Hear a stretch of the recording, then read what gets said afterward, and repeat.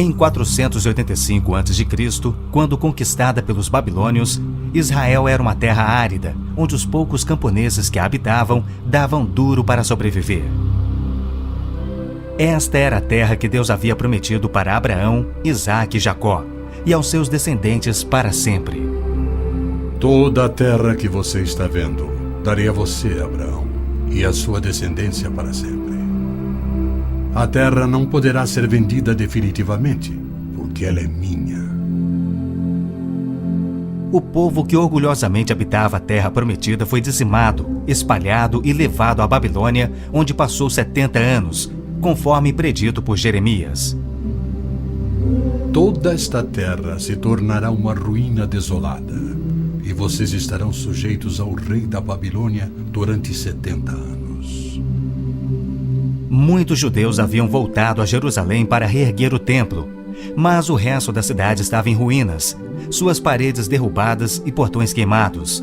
Em meio à desolação, Deus inspirou o profeta Zacarias a proferir uma das profecias mais notáveis já registradas. Ela predizia o período bíblico conhecido como os últimos dias. Farei de Jerusalém uma taça que embriague todos os povos ao seu redor. Farei de Jerusalém uma pedra pesada para todas as nações. O cumprimento dessa profecia após o admirável renascimento de Israel em 1948 é constatado pelo mundo todo.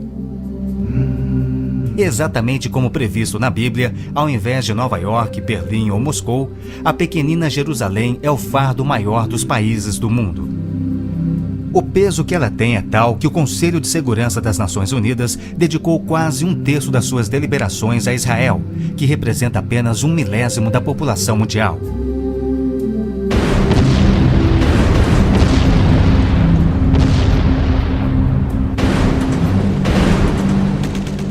Jerusalém não seria o problema número 1 das Nações Unidas se a nação de Israel fosse facilmente intimidada, mas os seus militares são os melhores do mundo. Naquele dia farei que os líderes de Judá sejam semelhantes a um braseiro. Eles consumirão todos os povos ao redor. O Senhor protegerá os que vivem em Jerusalém.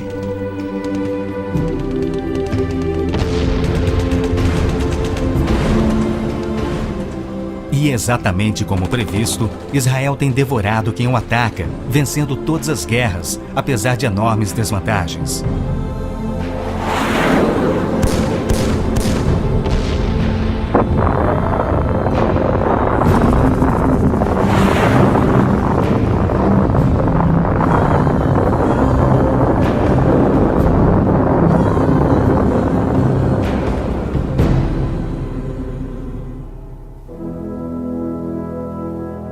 O anjo Gabriel revelou a Daniel que Jerusalém seria reconstruída e que após 483 anos viria o Messias.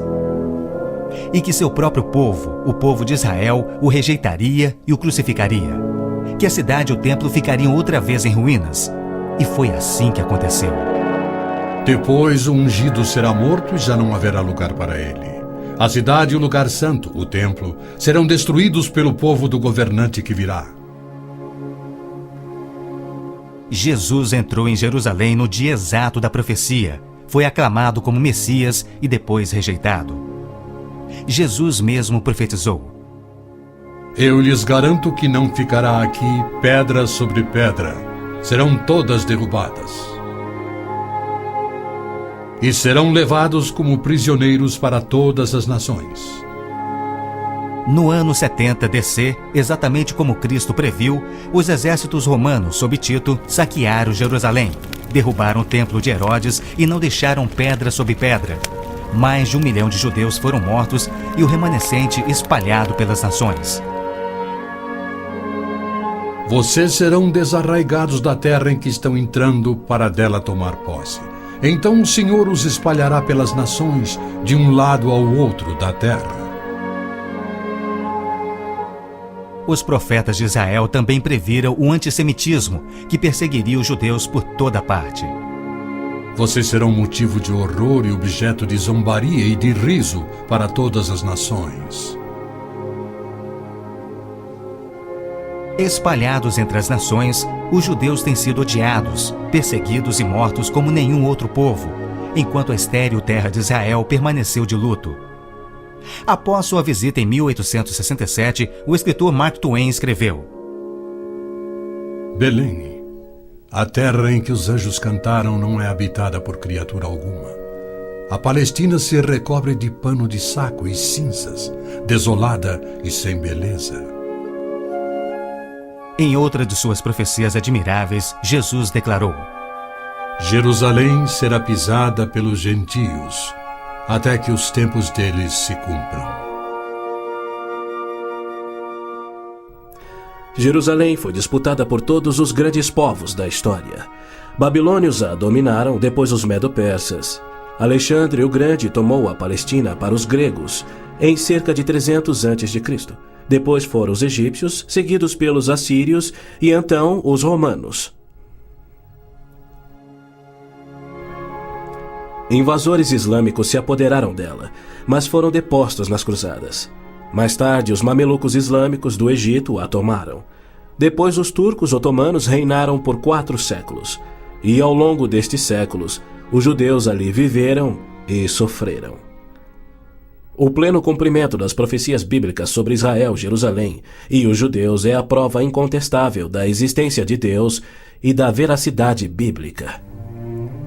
Muitos pensam que as cruzadas católicas libertaram a Terra Santa para os judeus, quando, na verdade, massacraram os judeus e tomaram a terra para a Igreja Católica. O Papa Urbano II, que organizou a primeira cruzada, desafiou seus seguidores a seguirem a estrada para o Santo Sepulcro, tomando a terra daquela raça malvada e sujeitando-a ao seu domínio. Hordas de voluntários, ostentando a bandeira da cruz, massacraram os judeus, a linhagem terrena de Cristo. Isso por todo o trajeto a Jerusalém.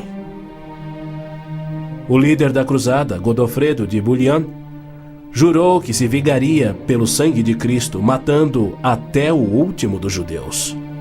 Ao tomarem a cidade de Davi, seus homens perseguiram os judeus até a sinagoga e atearam fogo nela. Os papas subsequentes trataram os judeus como leprosos sem qualquer direito.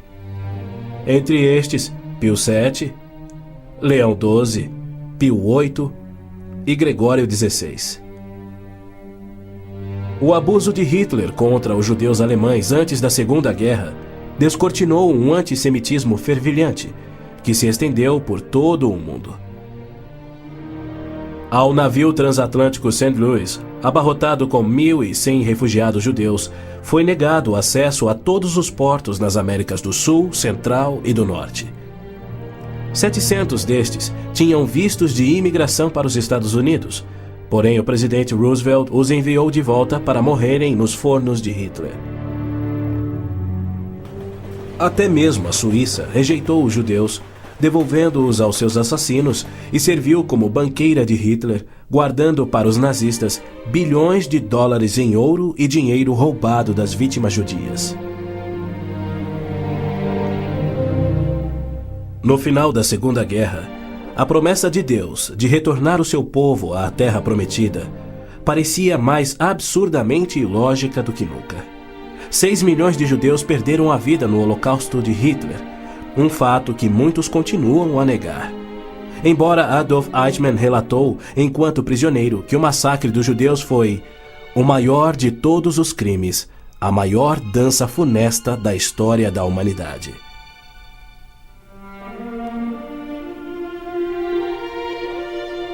E o mais incrível é que, após a guerra, centenas dos esqueléticos sobreviventes, libertados dos campos de extermínio, foram mortos em toda a Europa. Porém, Deus não esquecera das suas promessas. De 1945 a 1948, apesar de um cruel bloqueio naval inglês, 10 navios antigos contrabandearam 70.000 sobreviventes do Holocausto para dentro da Terra Prometida. Nas palavras de um dos sobreviventes, os velhos navios e a frota britânica eram ameaças menores que a vida na Europa. Pela primeira vez em anos tínhamos um propósito: a criação de um Estado judeu. Milhões de judeus têm voltado a Israel oriundos de mais de 100 países. A existência de Israel hoje, na Terra Prometida, é incontestavelmente uma obra de Deus. Vejam, eu os trarei da terra do norte e os reunirei dos confins da terra. Aquele que dispersou Israel o reunirá. Em novembro de 1947, as Nações Unidas adotaram a sua Resolução 181. Ela dividia a Palestina, dando 18% aos judeus e 82% aos árabes. E tornou Jerusalém uma cidade internacional que, conforme o Vaticano também insistiu, nunca poderia ter domínio judeu. O mundo árabe rejeitou esta resolução e exigiu toda a Palestina.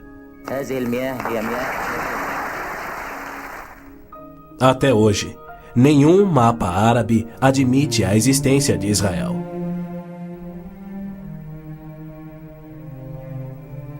Em 14 de maio de 1948, Israel declarou sua independência. E foi imediatamente invadido por 6 nações árabes. Seus soldados eram várias vezes mais numerosos que os colonos judeus e tinham superioridade indiscutível em armas, tanques e aviões. Tendo recebido da ONU uma faixa estreita e indefensável de terra, rodeada de inimigos dispostos a exterminá-lo, Israel deveria ter sido aniquilado.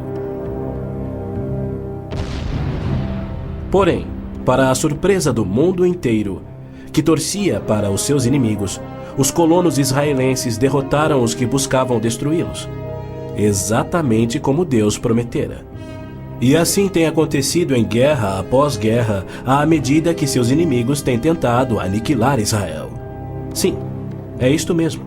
A aniquilação é o seu propósito declarado. Os muçulmanos têm como dever religioso a exterminação dos judeus. Eles sonham com sua destruição e promovem festividades para honrar os assassinos dos inocentes cidadãos de Israel. O fundamentalismo islâmico começa a varrer o nosso mundo. O próprio Maomé declarou: A última hora não virá antes que os muçulmanos lutem contra os judeus e os muçulmanos os matem. Mas por que a imprensa chama os terroristas muçulmanos de radicais e extremistas? Na verdade, eles apenas estão sendo fiéis ao islamismo.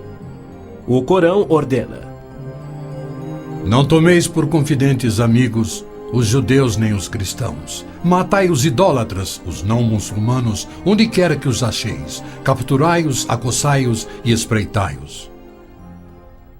Líderes muçulmanos, religiosos e políticos ameaçam os judeus como fazia Hitler na TV, pelo rádio e alto-falantes nas ruas e nas mesquitas. Quando Gaddafi brada: a batalha de Israel será tal que Israel deixará de existir, ele fala por todos. O extermínio de Israel é transmitido aos muçulmanos desde o aleitamento. Um ministro da educação da Síria escreveu: O ódio com que doutrinamos as mentes dos nossos filhos desde o parto é sagrado. Um livro-texto de adolescentes egípcios declara: Israel não viverá se os árabes forem firmes no seu ódio. E um livro de pré-adolescentes diz: Os árabes não desistem de trabalhar em prol do extermínio de Israel. É uma loucura Israel tentar firmar acordos de paz com inimigos como estes, mas a pressão mundial o obriga a isto. Na Guerra de Yom Kippur de 1973, milhares de tanques atravessaram simultaneamente o Sinai, oriundos do Egito, e descendo o Golã a partir da Síria num ataque surpresa cuidadosamente orquestrado. As forças militares de Israel estavam todas de licença, celebrando a mais sagrada de suas festas religiosas, levando, portanto, 3 dias para que se mobilizassem. 300 mil israelenses enfrentaram 1,2 milhões de árabes. Escapando por um fio da derrota, Israel sofreu pesadas baixas. Mas, em cumprimento incontestável da admirável profecia de Zacarias, de que as tropas judias seriam como fogo que consumiria as nações vizinhas, Israel expulsou os seus inimigos. Em retaliação por ter se defendido, 61 nações romperam relações diplomáticas com Israel, enquanto nenhuma nação repreendeu os árabes por seu ataque surpresa.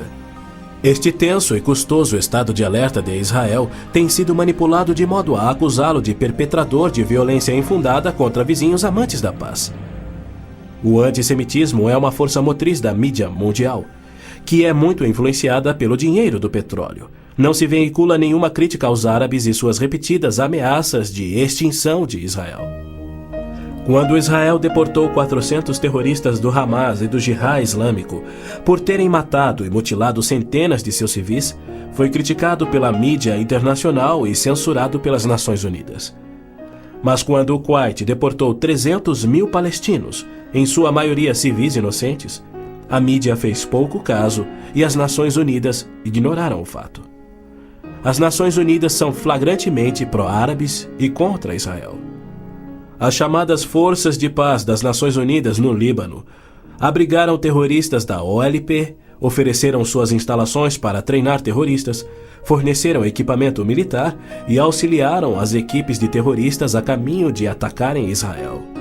Quando Israel se viu pressionado a ponto de invadir o sul do Líbano para expulsar a OLP, descobriu na área das Nações Unidas estoques suficientes de armamentos para sustentarem uma invasão de 1 milhão de homens.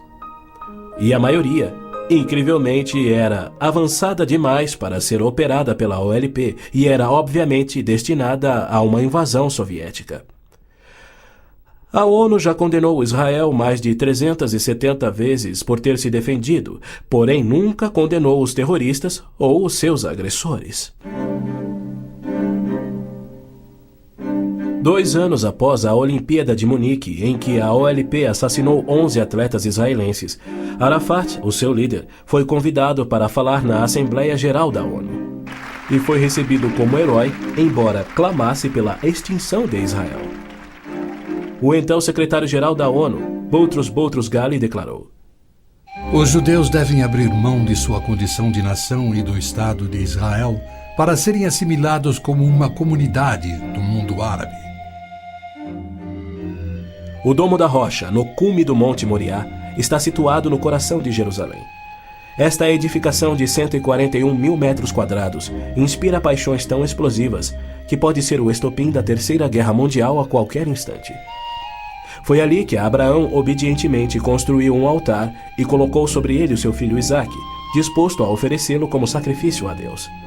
Mas Deus o impediu e proveu um carneiro para substituir a Isaque. 900 anos mais tarde, há cerca de 3.000 anos, o rei Davi comprou aquele terreno santo de Araúna, o Jebuseu, para poder edificar ali um altar a seu Deus. E foi ali que Salomão construiu o primeiro templo. Do templo judeu, destruído por 2 vezes, não resta nada. Em seu lugar se ergue o Domo da Rocha, um imenso monumento ao deus islâmico da lua, o antissemita Alá.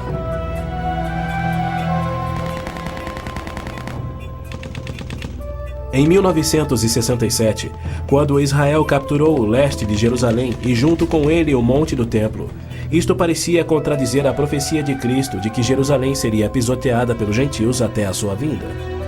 Mas, incrivelmente, Israel imediatamente devolveu o Monte do Templo aos cuidados do rei Hussein da Jordânia.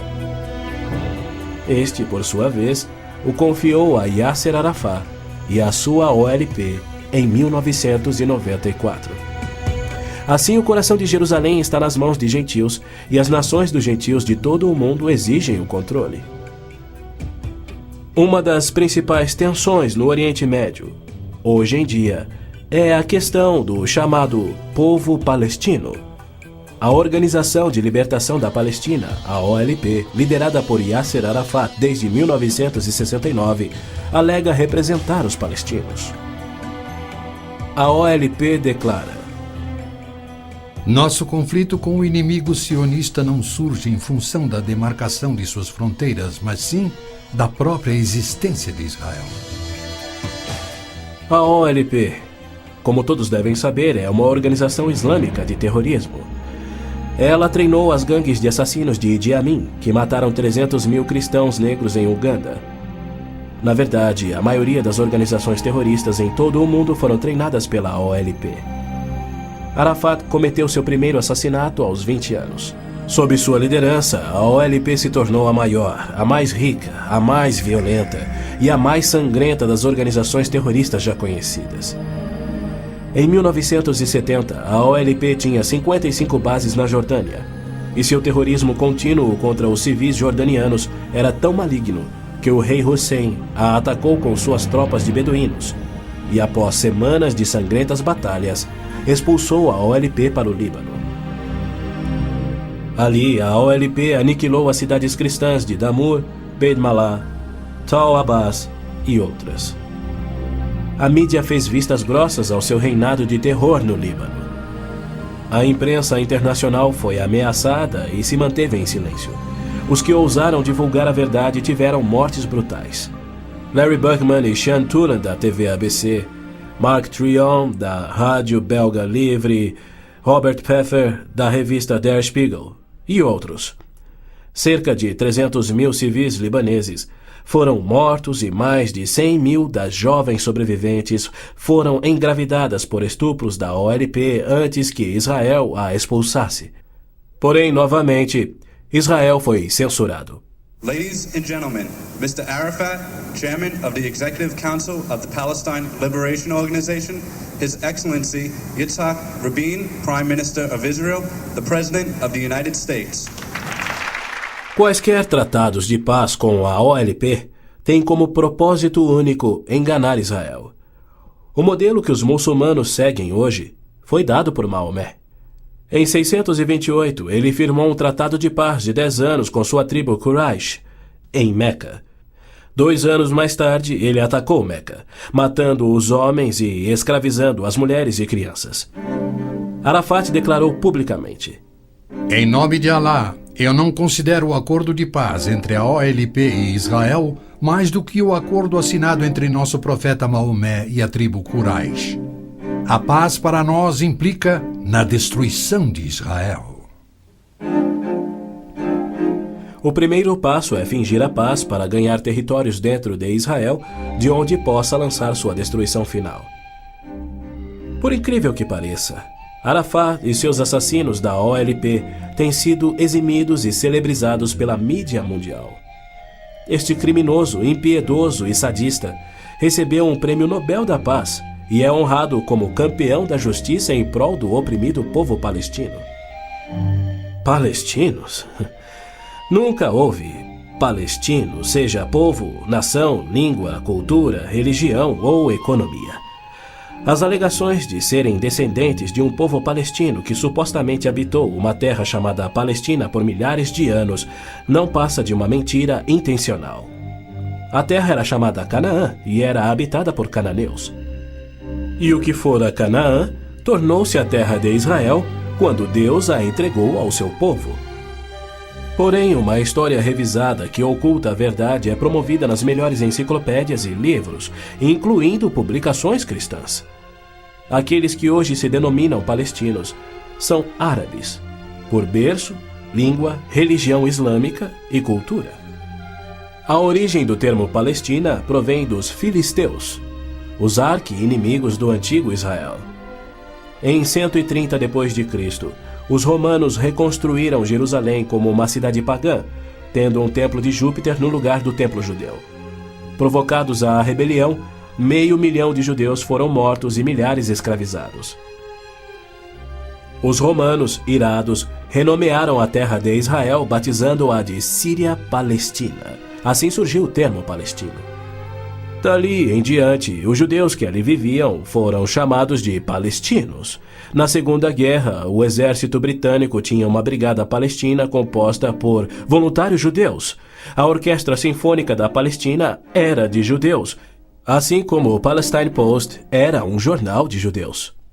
Em 1948, árabes fugidos de Israel começaram a alegar que eles eram os verdadeiros palestinos e que a terra de Israel sempre lhes pertencera. E a mídia mundial promove essa mentira. Mas a verdade é que em 1948 os árabes ocupavam meros 3% da Palestina, enquanto que a posse de Israel data de 4.000 anos de quando Abraão adquiriu a caverna Macpela em Hebrom. Ali Abraão sepultou sua esposa Sara, e ali estão enterrados Abraão, Isaque, Rebeca, Jacó e Lia. Em Hebrom, Davi foi coroado rei. É um lugar sagrado para os judeus e não tem nada a ver com os árabes ou com o Islã. E ainda assim os muçulmanos ignoram a presença contínua dos judeus por 3.000 anos e dizem que Hebrom é sua. Construíram uma mesquita e estão determinados a expulsar todos os residentes judeus. Há meio século, o mundo convive com o problema de centenas de milhares dos autodenominados refugiados palestinos da guerra pela independência em 1948. Em mais uma mentira típica, a mídia internacional acusa os judeus de impiedosamente desalojarem a população nativa. Mas, na verdade, foi o alto comando árabe que os instruiu por rádio a deixar rapidamente a Palestina enquanto eles massacrariam os judeus. Uns 350.000 fugiram. Muitos ficaram. Os que ficaram hoje são cidadãos israelenses e atualmente compõem uns 16% do eleitorado de Israel. A Jordânia anexou o território palestino designado pela ONU, expeliu todos os judeus, destruiu as sinagogas judaicas e renomeou de margem ocidental as terras conhecidas por Judeia e Samaria desde os tempos bíblicos. Apesar dos milhões de dólares em jazidas de petróleo e uma área terrestre 700 vezes maior do que a de Israel, as nações árabes se recusam a aceitar quaisquer refugiados de 48 e a dar-lhes vida normal. Somando milhões devido à sua alta taxa de natalidade, hoje eles são restritos a vergonhosos acampamentos de refugiados em Gaza, Jordânia, Líbano, Síria e na margem ocidental. Estes infelizes são mantidos assim para que seu infortúnio seja exibido como propaganda. Por outro lado, o recém-formado Estado de Israel, cuja população somava 600.000, absorveu rapidamente 820.000 refugiados judeus que fugiam das terras árabes, onde por 13 séculos, desde o advento do islamismo, eram sujeitados a surras e cusparadas nas ruas e mercados. Centenas foram brutalizados ou mortos pelos muçulmanos em surtos imprevisíveis de violência e tiveram suas posses confiscadas. O renascer de Israel propiciou um refúgio acolhedor para o qual fugiram. Israel já assimilou milhões de imigrantes. Mais de 1 milhão de refugiados ficaram sob o domínio de Israel nos acampamentos em 1967, na Guerra dos 6 Dias. Israel lhes oferece terras estatais, eletricidade, água, esgoto, pavimentação e escolas, e já construiu 9 complexos residenciais para abrigar 10.000 famílias. As nações árabes, incrivelmente, se opõem ao auxílio que Israel oferece aos seus refugiados. Ainda mais incrível é que as Nações Unidas adotam anualmente as seguintes surpreendentes resoluções. A Assembleia Geral exige que Israel desista da reintegração dos palestinos na faixa de Gaza. A Assembleia Geral conclama novamente a Israel para que se retraia de quaisquer ações destinadas à reintegração dos refugiados palestinos na margem ocidental. Se formos analisar a história, Jerusalém sempre foi a capital de Israel e seus reis. Hoje em dia, cedia ao seu parlamento. Porém, embaixadas estrangeiras se situam em outros pontos. Segundo o ministro das Relações Exteriores do Vaticano, em visita a Israel em 98, a presença de Israel no lado oriental de Jerusalém constituía uma ocupação ilegal. Em março de 1999, Israel foi advertido que a União Europeia não reconhecia a sua soberania sobre Jerusalém.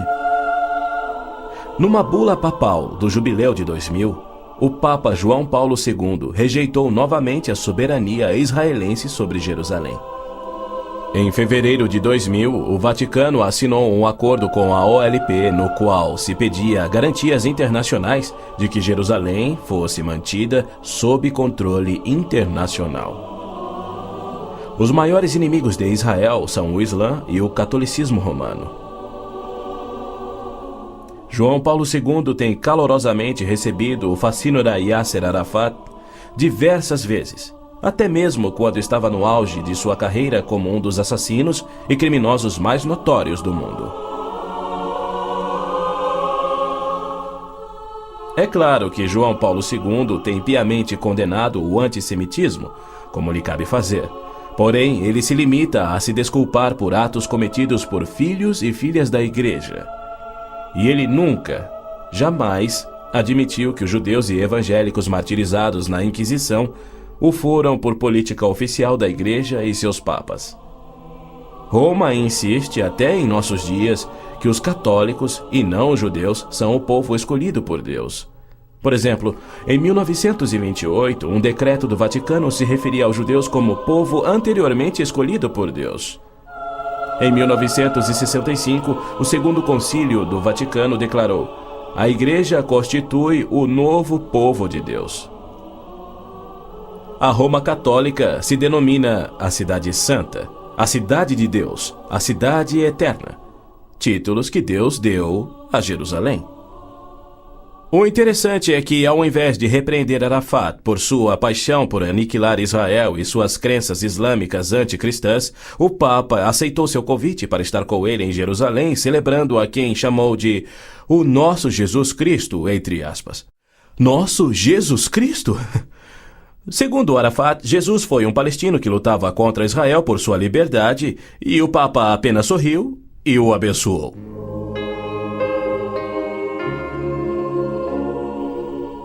Os judeus culpam a Cristo e aos cristãos pelo antissemitismo do catolicismo romano.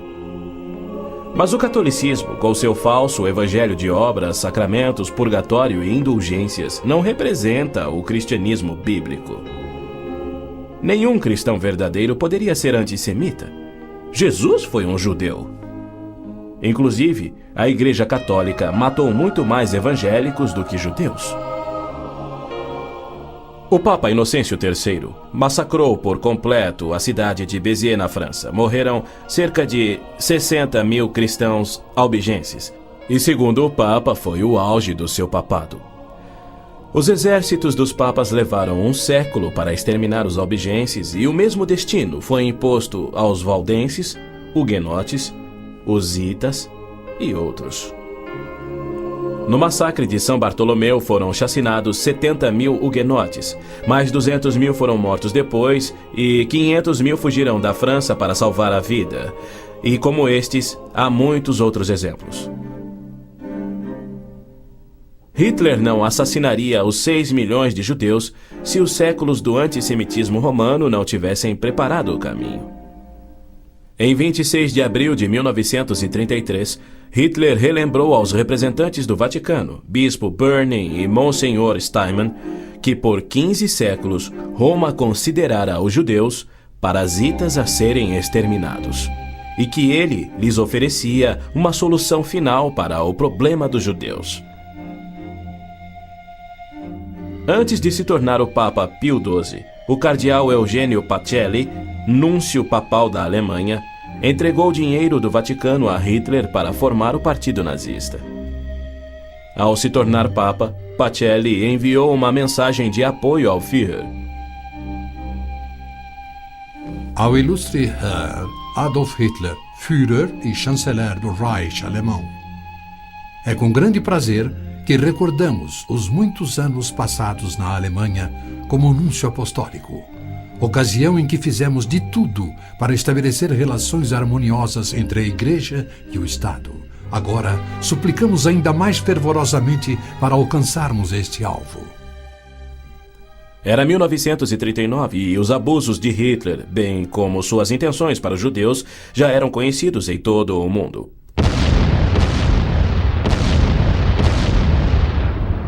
Foi em janeiro daquele ano que Hitler declarou que a guerra resultaria na, abre aspas, exterminação da raça judaica, fecha aspas. Die Völker noch einmal in einen Weltkrieg zu stürzen, dann wird das Ergebnis nicht der Sieg des Judentums sein, sondern die Vernichtung der jüdischen Rasse in Europa. Após 4 anos, em 22 de junho de 1943, enquanto pairava a fumaça de judeus incinerados nos céus da Europa. O Papa Pio XII, em contraposição à promessa de Deus, escreveu ao presidente Roosevelt tentando dissuadi-lo de tornar a Palestina em terra judia. Não existe precedente histórico para justificar o regresso de um povo a uma terra deixada 19 séculos antes. Se os hebreus desejam um lar, não seria muito difícil encontrar um território que lhes sirva melhor que a Palestina.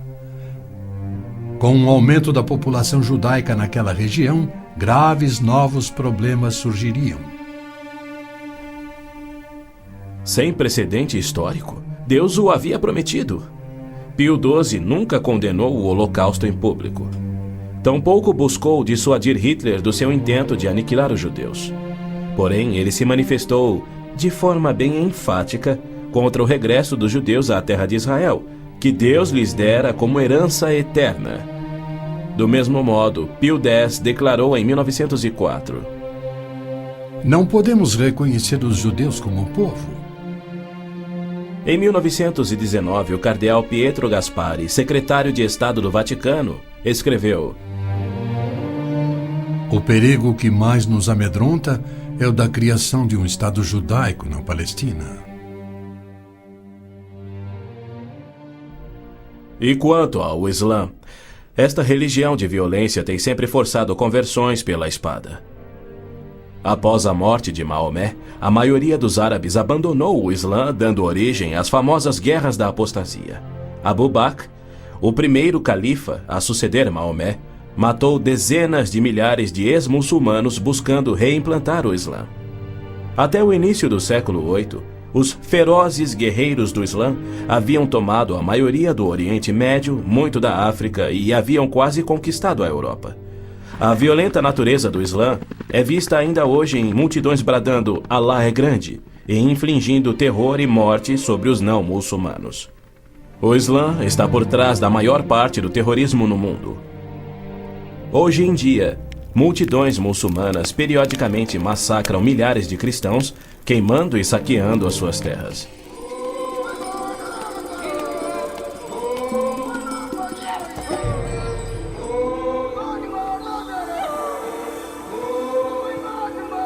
No sul do Sudão, milhões de cristãos negros estão sendo privados de alimento, escravizados e até mortos pelo governo islâmico do norte. É verdade que os judeus foram mortos durante as cruzadas, mas isso foi contra o ensinamento de Cristo e seu divino exemplo.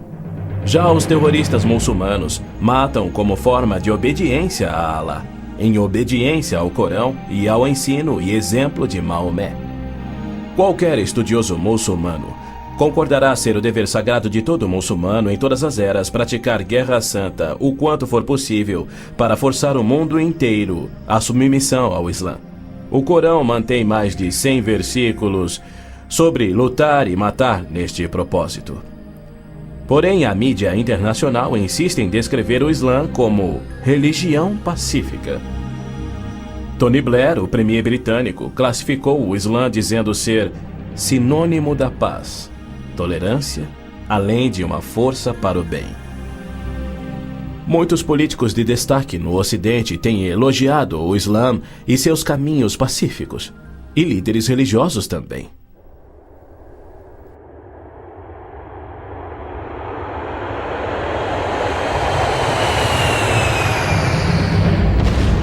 Os inusitados atos de guerra praticados por terroristas contra os Estados Unidos em setembro de 2001 resultaram em declarações de políticos que diziam ser necessário distinguir entre terrorismo causado por grupos extremistas, fanáticos, e a religião islâmica em si, que é pacífica. O escritor Tom Clancy disse que o Islã, como religião, não promove a violência. Uma declaração incrível frente aos ensinos contidos no Corão, os de Maomé, e a violência contínua que historicamente caracteriza o avanço do Islã. Esta é a visão romântica do Islã que encoraja o terrorismo. Para esses criminosos, Arafat é a prova viva das recompensas conferidas aos que aspiram ao terrorismo. Ele é o mais vil e bem-sucedido terrorista da história. A OLP detinha o recorde do maior sequestro aéreo, 4 aeronaves numa única operação, apenas igualado em 2001. O maior número de reféns, 300 pessoas na mesma operação e outros recordes que se mantêm até hoje. O número de pessoas baleadas num aeroporto, o maior resgate pago, $5 milhões pagos pela Lufthansa. A maior diversidade de alvos, 40 aeronaves de passageiros civis, 5 navios de passageiros, 30 embaixadas ou missões diplomáticas, além de incontáveis fábricas, depósitos de combustível, etc, etc, etc. Ao invés de ser julgado como réu em corte internacional, assim como os nazistas e líderes sérvios, os sangrentos atos de Arafat atraíram a ONU, a União Europeia e incontáveis líderes políticos e religiosos para o seu lado contra Israel e lhe outorgaram o Prêmio Nobel da Paz. O que confere a pilotos habilidosos a coragem e o ímpeto de se apoderarem de jatos comerciais e arremetê-los contra edifícios civis ou militares. Ou outros que se suicidam explodindo ônibus em Tel Aviv. Somente uma coisa: a garantia islâmica do paraíso para os que morrem na jihad. Aos mártires, o Islã promete um palácio de marfim contendo 70 mansões, cada mansão contendo 70 casas e em cada casa uma cama com 70 lençóis. E em cada lençol uma linda virgem que recupera sua virgindade a cada vez que o mártir a possui. Lhe é prometido que o seu apetite para o sexo e alimento será igual ao de 100 homens. Os meninos muçulmanos ouvem essa promessa desde a infância.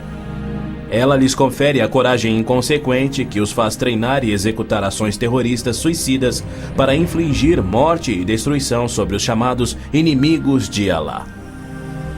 Quando este mundo reconhecerá que o Islã é que é o culpado? E quando os muçulmanos que desprezam o terrorismo perceberão estarem seguindo uma religião terrorista, conforme a história comprova? Os muçulmanos têm continuamente se torturado, se combatido e se matado. Nos 8 anos de guerra entre o Irã e o Iraque, foram usados milhares de toneladas de gás venenoso e as mortes somaram mais do que as da Primeira Guerra Mundial. Nos territórios da OLP tomados de Israel, não há liberdade de consciência, de expressão, de religião ou de imprensa e nem voto democrático. E isto caracteriza todos os países islâmicos. Na Arábia Saudita, no berço do islamismo, não se admitem judeus. Cidadania é privilégio muçulmano. É vedada a construção de templos que não sejam islâmicos e, segundo a lei universal do islamismo, a pena de morte é oficial e é destinada ao muçulmano que se converte a qualquer outra religião. Não se pode carregar uma Bíblia nas ruas da Arábia Saudita ou realizar estudo bíblico em seu próprio lar. Mas o Islã é a religião que mais cresce no Ocidente. Na Inglaterra, congrega-se mais em mesquitas do que em templos cristãos. Da mesma forma, muitas mesquitas nos Estados Unidos têm contato com bases secretas de treinamento terrorista para que a Jihad faça da América um país islâmico. O Islã rejeita o Deus da Bíblia e nega a divindade de Cristo ou que ele morreu por nossos pecados, alegando que um discípulo sósia tomou o lugar de Cristo na cruz e que Cristo foi levado vivo ao céu e que deverá voltar a esta terra para morrer um dia. O cristianismo deve ser subjugado pela força. O Corão diz: matai os idólatras, os não muçulmanos. Onde quer que os acheis, espreitai-os. Combatei aqueles que não creem em Alá. Observem bem, assim é o Islã. Porém, segundo Robert Schuller, se ele voltasse daqui a 100 anos e descobrisse que seus descendentes eram muçulmanos, ele não se importaria. Ele pregou sua mensagem de Natal em 99 na grande mesquita de Damasco, segurando a mão do grão mufti islâmico. Mais tarde, quando entrevistado por Larry King, Schuller disse animadamente ter sentido a afinidade espiritual além de uma concordância de fé e filosofia, e se referia a esse líder muçulmano anticristão. A Bíblia diz que Deus deu a terra prometida ao seu povo escolhido, os judeus. Já o Islã diz que Alá deu estas terras aos árabes. Assim se desdobra um tremendo conflito entre o Deus de Abraão, Isaque e Jacó, que ama os judeus, e o Deus de Maomé, que odeia os judeus e pede a sua destruição. O conflito real não é entre judeus e árabes, mas entre o Deus da Bíblia, cujo nome é Javé, e o Deus do Corão, chamado Alá. 12 vezes no texto bíblico Deus refere-se a si mesmo como o Deus de Abraão, o Deus de Isaque e o Deus de Jacó. Então, Javé declarou a Moisés: Diga aos israelitas, o Senhor, o Deus dos seus antepassados, o Deus de Abraão, o Deus de Isaque, o Deus de Jacó enviou-me a vocês. Esse é o meu nome para sempre, nome pelo qual serei lembrado de geração em geração. É Satanás que tem inspirado 3.000 anos de antissemitismo. Se os judeus fossem destruídos, o Messias não poderia nascer.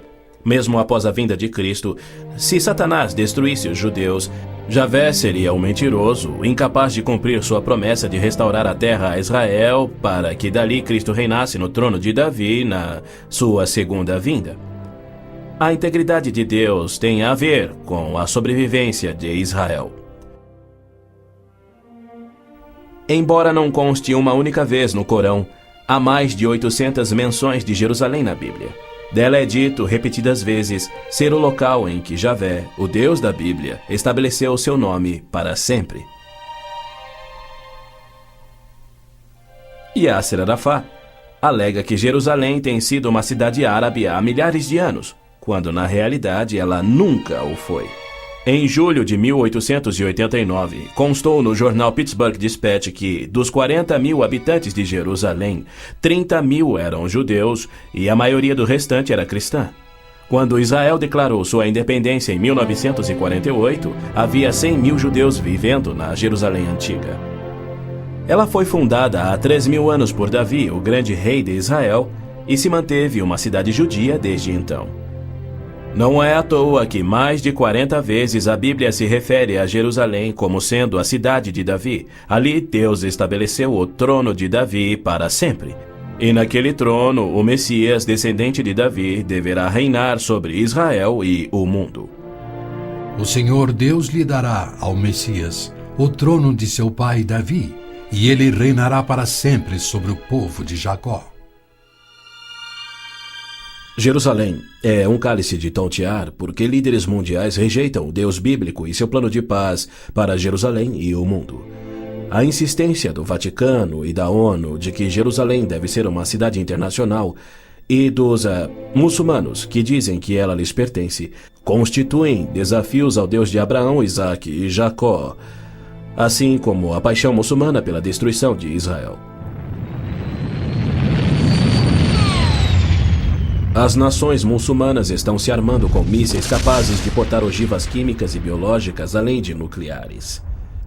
Certamente não são armas de defesa. Todo mundo sabe que tem um propósito único: chover morte e destruição sobre Israel.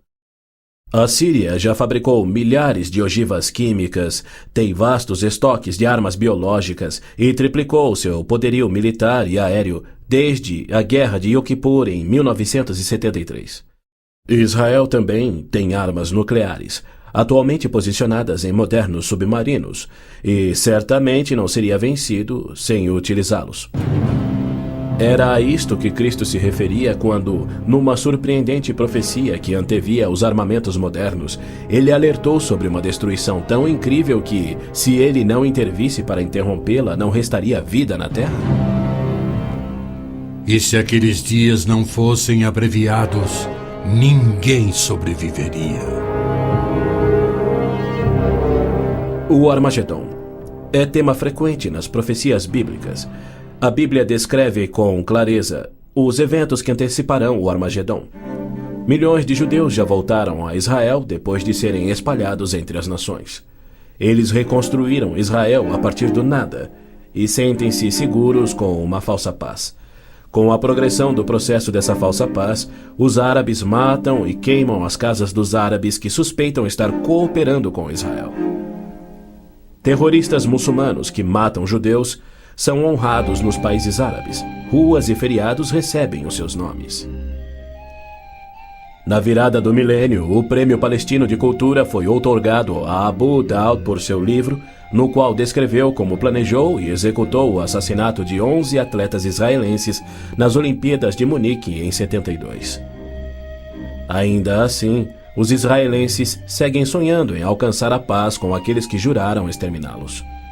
Logo a seguir virá aquilo que Jeremias chamou de o tempo da angústia de Jacó.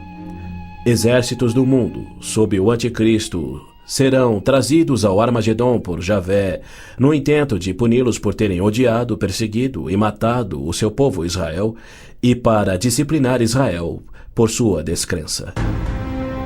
Você, anticristo, avançará contra Israel, o meu povo, nos dias vindouros. Trarei você contra a minha terra para que as nações me conheçam, e todas as pessoas da face da terra tremerão diante da minha presença. Reunirei todos os povos para lutarem contra Jerusalém. Depois, o Senhor sairá para a guerra contra aquelas nações. As frases "a minha presença" e "o Senhor sairá para a guerra" indicam que Deus mesmo virá salvar Israel no Armagedon. Zacarias diz: Deus virá como um homem ressurreto que foi traspassado. Este só pode ser o Messias, a quem Isaías chamou Deus poderoso, o Pai eterno. Ouça novamente as previsões dos profetas judeus sobre a rejeição do Messias, sua crucificação pelo seu povo e sua morte pelos pecados do mundo. Perfuraram minhas mãos e meus pés na crucificação. Foi desprezado e rejeitado, eliminado da terra dos viventes. Por causa da transgressão do meu povo, ele foi golpeado. Então o ungido será morto e já não haverá lugar para ele, apenas para os pecados do mundo. Em consonância com os profetas de Israel, João nos revela o Armagedon no último livro da Bíblia e nos mostra Cristo voltando do céu para destruir o anticristo, exatamente como Paulo também profetizou. Vi os céus abertos e diante de mim um cavalo branco, cujo cavaleiro se chama Fiel e Verdadeiro. Seus olhos são como chamas de fogo, e seu nome é Palavra de Deus. Então vi a besta, o anticristo, os reis da terra e os seus exércitos, reunidos para guerrearem contra aquele que está montado no cavalo e contra o seu exército. Mas a besta foi presa, e com ela o falso profeta. Os dois foram lançados vivos no lago de fogo.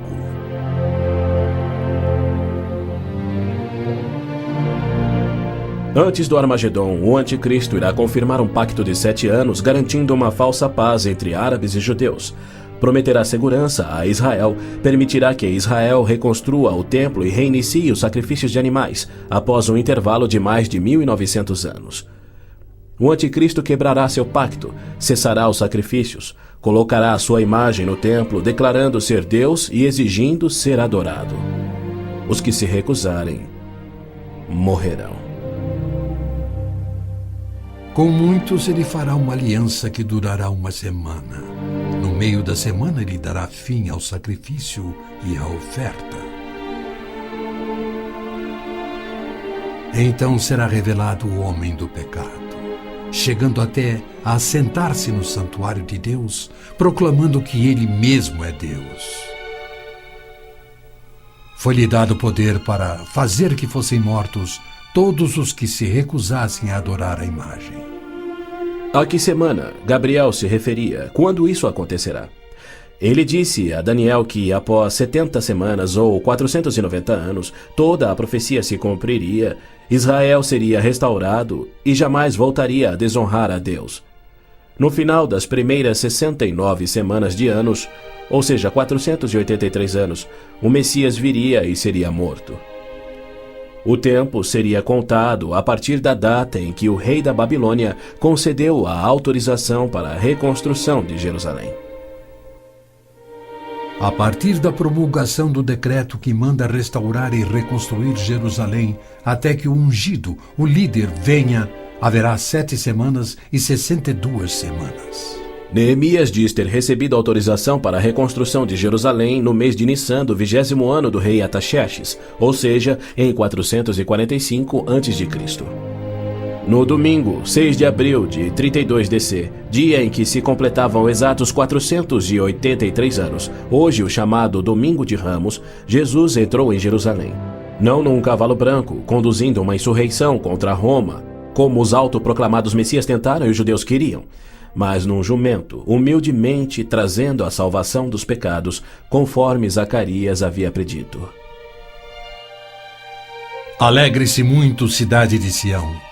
Exulte, Jerusalém.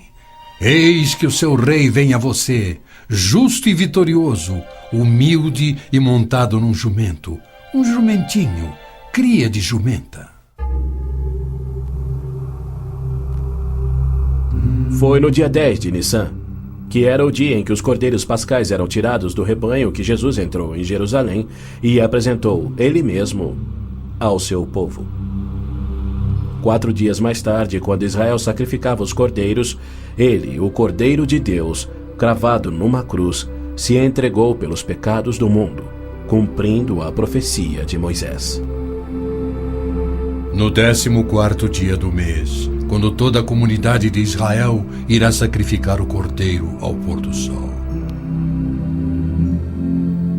É fato histórico indiscutível que Jesus entrou em Jerusalém num jumento no dia profetizado, foi aclamado como Messias, foi rejeitado por Israel e crucificado conforme os profetas haviam predito. Como resultado, foram postergados os planos que Deus tinha para Israel na 70ª semana de Daniel. Hoje vivemos na época que Cristo chamou de Tempos dos Gentios, pois Jerusalém é uma cidade internacional dominada por não-judeus. E Cristo tem construído a sua igreja, composta tanto por judeus quanto gentios que creem em seu nome. Somente quando esta igreja for arrebatada para os céus, conforme prometido por Cristo, é que terá início a 70ª semana de Daniel. Israel tem profundos problemas espirituais e morais, há hostilidade entre judeus religiosos e seculares e uma desilusão crescente com o judaísmo, especialmente entre a juventude. Israel sofre com drogas, pornografia, prostituição, juventude rebelde, estupros, roubos e assassinatos. Israel precisa se voltar em arrependimento para o Deus de Abraão, Isaque e Jacó. Mas os rabinos nada têm para oferecer aos pecadores arrependidos. Exatamente como Oséias profetizou, eles não fazem sacrifícios pelo pecado há 1900 anos, pois não têm um templo.